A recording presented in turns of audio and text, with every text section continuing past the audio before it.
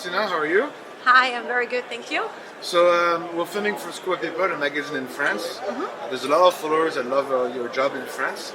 First question I want to ask you is, how do you relate to your sharks in the Bahamas? You almost feel like you have a personal relation to them. I do have a personal relationship with my sharks. I've been working with them for about 25 years, and some of them I've been knowing them for over 10 years. So it's a day-to-day interaction in the same place with the same animals. And no matter what animal it is, even if it would be a little tiny lizard, a little tiny snail, I do guarantee you that you could build up a relationship. And sharks have the capability of doing that. And do you recognize them to their personality, their behavior? I have two ways of recognizing them. Some of them is their physical appearance. To me, they look as different as anyone that comes up into a room. So they might have, black hair or curly hair or blonde hair in their shark way. And now them is some personalities that go with that. But some of them I even recognize how they swim towards me. The way they swim tells me who it is. So even from a distance, when I can't tell the physical characteristics, for example, I can still see the way they swim. The same way we would recognize someone that we really know walking in a crowd. So you have removed an incredible amount of hooks from the sharks in the Bahamas. Are you planning to do anything with all those hooks you've removed? That is a question of the century. Every time I have people asking me to donate the hooks or to fundraise for the hooks or to give the hooks for jewelry or to do... The plan is to keep collecting them because for now, when I put these hooks inside this box that I have at home, kind of like almost a famous box, I would say, it has more of a visual impact into what I do than just having single hooks distributed around the world. So for now, no, the plan is to keep the hooks as a whole.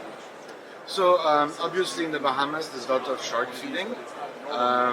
There's also a location in the Philippines called Bohol, where it's highly criticized because they're feeding whale sharks. What's your feeling about shark feeding in general? My feeling about shark feeding in general is the one that goes with the word sharks. One size does not fit all. There's the sharks that are as small as the palm of a hand, and then there are sharks that are about 50 feet long. And saying something across the board is completely incorrect because, you can't feed sharks because they all do this. It's like saying, well, you can't feed mammals because they all do this. And so I would say that you need to analyze each circumstance, each shark species, but at the end of the day, you also need to analyze each location.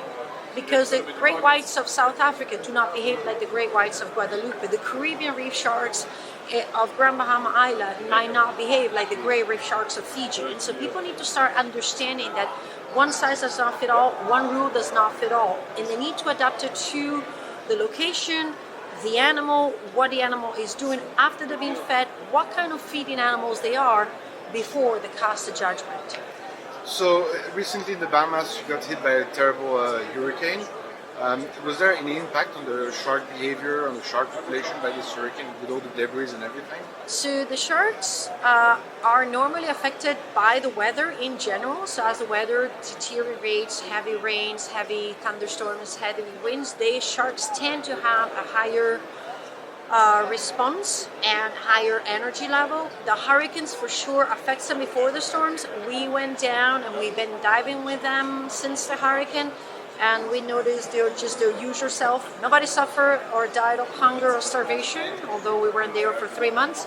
And they're all present and doing their shark thing on the reef. Again, one size does not fit all. Caribbean reef sharks are sharks that can be easily fed and then left alone for quite a long time, and they're scavengers, so they'll adapt to the situation. But they're all accounted for. I've seen every single one of them, so I'm very happy about it. There's lots of sharks in the Bahamas, but you're also big on the cave diving.